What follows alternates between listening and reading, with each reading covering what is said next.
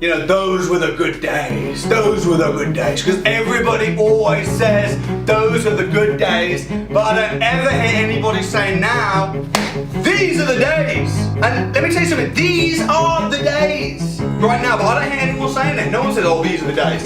Right now, there's people selling their portfolios because they're scared of Brexit. Right now, there's people still in negative equity far up north. They want you to buy their houses off them for free on a lease option agreement. These are the days. These are the days. Right now, you can rent a house and then re-rent it on serviced accommodation and make £10,000 a month within a handful of deals.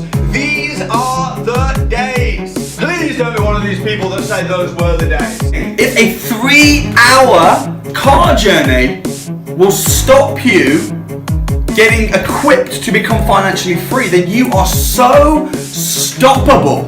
Like the very, very first hurdle that there is to the journey, before you've even been trained up, you're stopped by like a 2 or 3 hour car, or even 6-hour car journey. When there's other people coming to the crash course from all over the world. We've had people coming from Australia.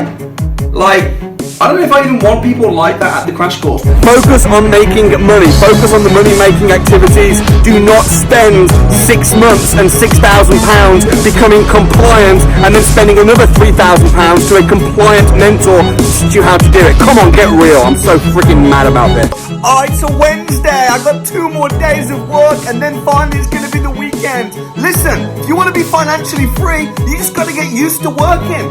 Financial freedom is easy, but it requires hard work. 2019, over 100 people have become financially free. It's going to happen again in 2020.